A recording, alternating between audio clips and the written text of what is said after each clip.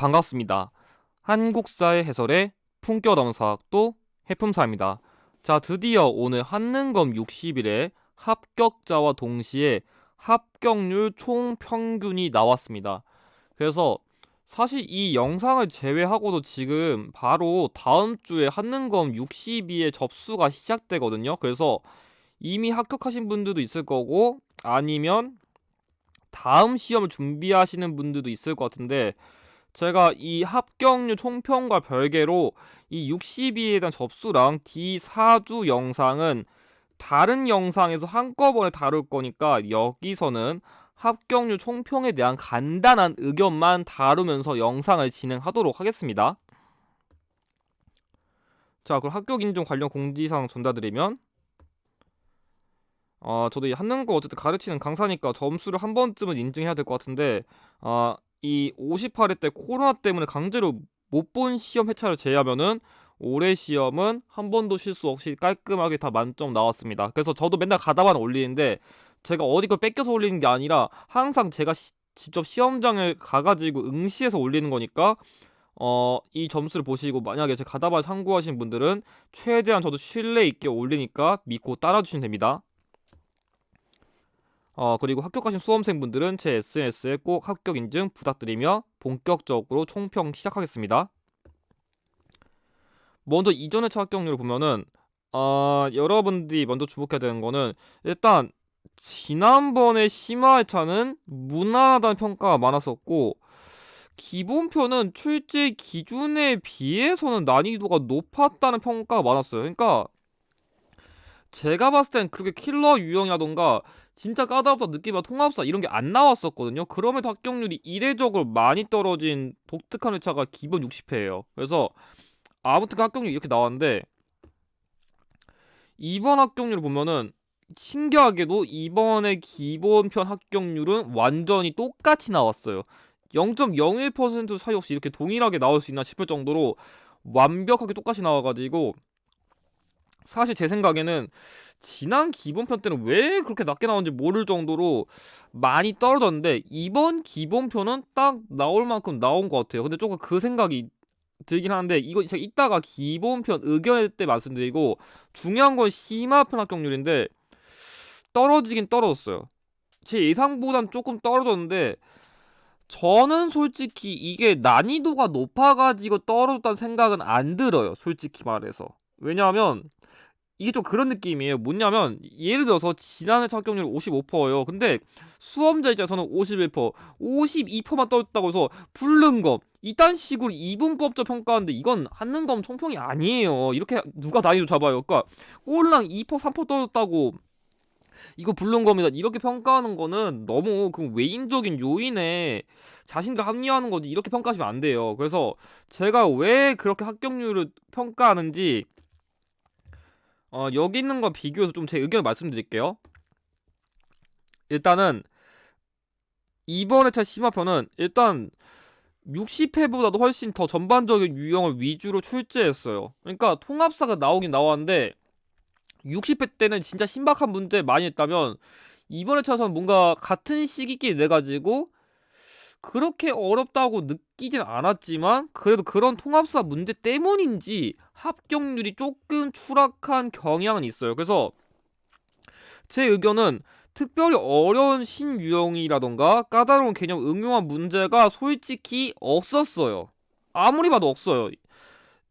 보통 수험생들은 뭐 기껏해야 많이 봐야 한 5회 내지는 10회분 정도 갖다 기출 분석하지만, 저는 솔직히 10회분이 아니라 100회분을 갖다 분석하거든요. 그러니까 초급, 중급, 뭐 고급, 심화, 기본 모두 통틀어서 여기 범위 내까지 봤을 때 낯선 기선이야 아니면, 근데 솔직히 이 의견도 필요가 없는 게, 제가 지난 그 시험 직전 이후에 총평 찍을 때도 이번 회차는 최근 3회분 이내에서 응용된 게 압도적으로 많다고 그렇게 강조를 했었어요. 그래서 뭔가 엄청나게 독특하다고 말할 게 없는데다가, 문화파트처럼 수험생이 싫어하는 유형이 그렇게까지 엄청 많이 출제됐다고도 못해요. 물론 뭐 고려 승려라던가 아니면 역사서 문제가 있지만 솔직히 이거 두 개, 세 개 때문에 합격률이 이렇게 떨어졌다는 건 말이 안 되는 평가예요. 그거 솔직히 꼴랑 세 개 때문에 합격률이 막시 55% 10% 떨어진다는 거는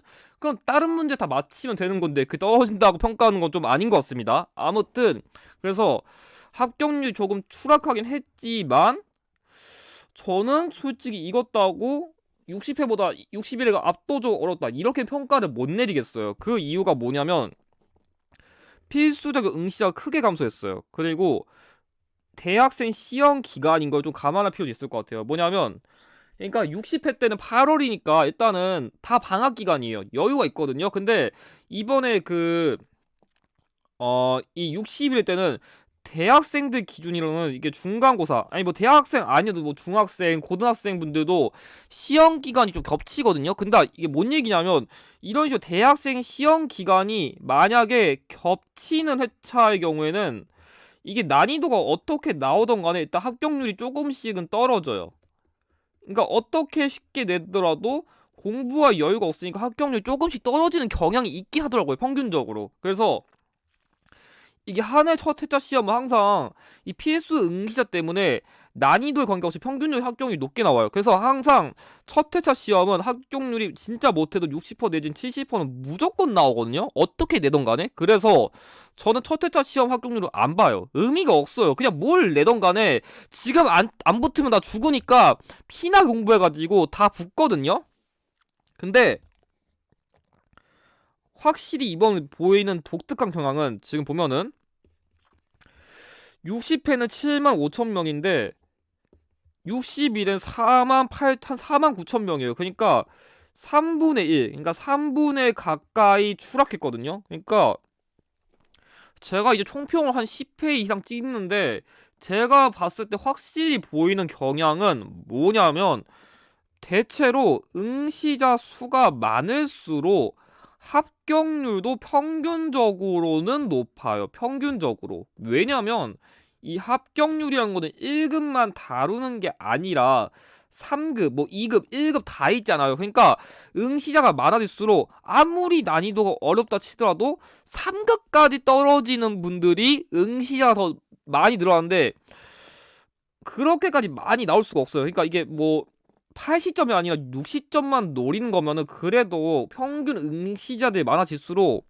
3급까지 다 떨어지는 경우가 엔간해서 많이 나오진 않아요, 솔직히. 그래서 제가 보기에는 근데 이번에는 합격 응시자도 많이 떨어져가지고 응시자가 없으니까 그만큼 상급까지도 딸 수 있는 분들이 많이 없어지지 않았나 그 생각이 들거든요. 그게 왜 더 가능한 근거냐면은 상급에서 1급으로 갈수록 합격률이 높은 편이에요. 그러니까 보통은 높은 국수 갈수록 합격률이 높아지면은 대체로 다음 회차는 어렵게 내는 경향이 항상 보이거든요. 대체로 그랬어요, 지금까지. 근데 이번에 저도 상급에서 1급으로 갈수록 합격률이 대체로 올랐어요. 그니까 이게 뭐냐면 확실한 거는 60회도 그렇고 61회도 그렇고 적어도 공부를 열심히 한 수험생 입장에서는 합격하기에 수월했던 회차인 건 확실한 거예요. 적어도 그래도 평가가 딱 나왔을 때 근데 이번 회차 할만하지 않았나요? 그런 게 시험 당일날 봐야 돼요. 무조건 시험 당일날 근데 이번 회차 괜찮았습니다. 합격했어요. 이런 후기들이 많이 올라오는 회차들은 어떻냐면은 공부를 진짜 제대로 하는 수험생 입장에서는 다 고득점 받아요. 아 그럼 난 뭐 떨어졌으니까 뭐 공부 안 한 거냐? 그렇다고 말할 수는 없어요. 그러니까 합격률이 소폭 하락한 것은 사실이긴 하지만 고득점자가 상대적으로 많은 회차가 기출을 중심으로, 그러니까 기출에서 어떤 유형 좋아하고 어떤 키워드 잘 반복하고 그 틀, 뭐 유형, 순서 이런 거를 제대로 공부한 수험생들에게 유리했던 회차인 거는 제가 봤을 때 60회나 61회나 차이가 없다는 거예요. 그래서 그나마 떨어졌다는 이유는 응시자 수가 너무 없어요. 이게 별거 아닌 것 같지만 왜냐면 실제로 한 해 첫 회차 시험도 응시자 그때는 거의 10만 명 가까이는 무조건 몰려요. 그만큼 절대적 합격률도 높게 나와요. 제가 말했잖아요.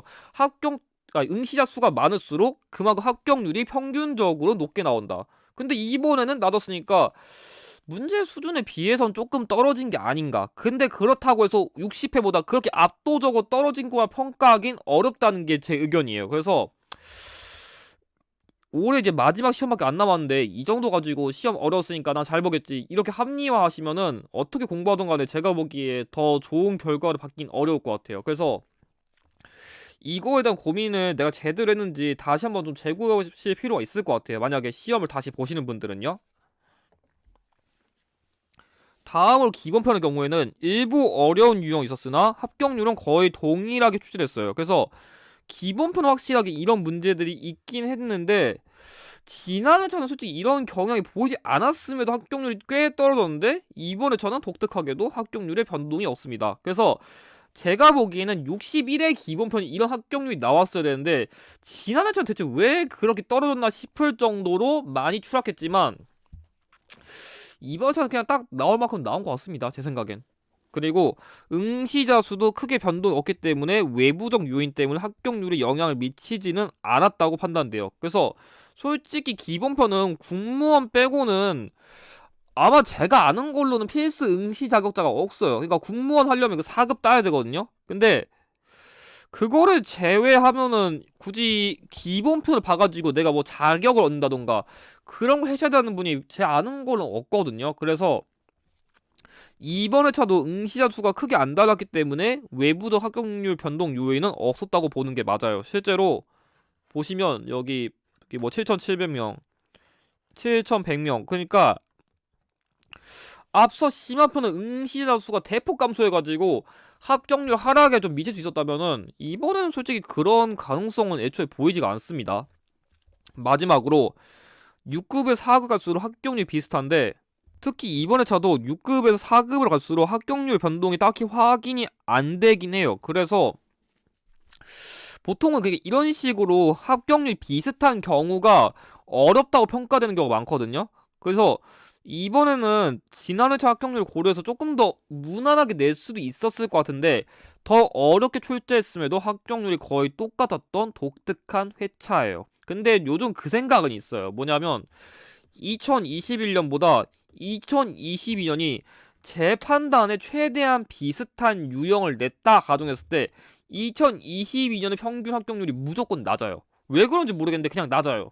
근데 굳이 차이점을 둔다면 2021년과 달리 2022년은 통합사를 많이 내긴 많이 내요. 예전보다 확실히 많이 내가지고 이 수험생들 입장에서는 특히 기본편 수험생이니까 이 통합사의 비중이 늘어나 버리니까 그냥 압도적으로 합격률이 계속 떨어지는 것 같아요. 그래서 제가 얘기하고 싶은 거는 기본편이 심화편에 비해서는 좀 합격률이 평균적으로 조금 낮게 책정되는 경향은 있어 보여요. 근데 아마 제가 판단했을 땐 이 원이 좀 크지 않을까 싶어요. 심화편은 이거 가지고 엄살 부리면 안 돼요. 근데 기본편은 그럴 수 있어요. 물론 심화편도 이거 싫어할 수는 있어요. 물론 상금만 다른 사람 입장에서 그거 해야 되나 싶을 수 있지만 제가 얘기하고 싶은 거는 어차피 그거 틀려도 다른 문제 맞추면은 3급 따는 건 절대 무리가 없어요. 그러니까 제가 계속 얘기하고 싶은 거는 뭐냐면 이 문제를 말고서 순수 내가 이 3급 수준에 들 수 있었는지 계속 그것만 생각해야 돼요. 정리하면은 자, 심화편 먼저 합격 또는 고득점을 고민한다면 출제자가 기출에서 항상 남긴 떡밥을 제대로 회수했는지 고민하라입니다. 제가 솔직히 이렇게 말씀 맨날 드려도 여러분들 하기 어려우니까 제가 그 떡밥들을 모아가지고 이걸 만들어 주는 거거든요. 이거 실제로 제가 검토해보니까 30개 이상 나왔어요. 뭐 이거 제대로 보신 분들 알겠지만 진짜 고대시대부터 현대사까지 골고루 여기서 제가 제시한 유형들이 똑같이 나왔거든요. 다시 말하면은 합격자 불합격자를 그 시험 끝나고 얘는 왜 합격했지? 얘는 불합격했지? 그 풀이 과정 비교하면은 진짜 반드시 맞춰야 하는 기본적인 유형들이 있어요. 이번에 차의 경우는 뭐 병자호랑 같은 거 아니면 사화 유형 같은 거 이런 거 맨날 나오는 거예요. 여러분들이 싫어하는 거랑 나 싫어함에도 나 맞춰야 하는 건 다르거든요. 아니면 고려시대 외세방어 이런 거 틀리신 분들이 있어요. 아니 지난 차 때 몽골 뭐 김윤호 최무선 진포대 저 똑같이 나왔거든요. 근데 이런 거 틀리고 있는데 난 기출 풀었는데 모르겠대요. 안 푼 거예요 그거. 아니 똑같은 사를 바탕으로 똑같은 키워드를 토시 하나 안 받고 그대로 했는데 그게 어렵다는 거는 진짜 그건 기출에 좀 극단적으로 표현하면 엉터리로 분석한 거예요. 그래서 내가 이런 거를 맞췄는지를 제대로 검토하셔야 돼요. 좀 죄송한 말씀이지만 이런 거에서 오답 보이는데 어떻게 합격하겠어요.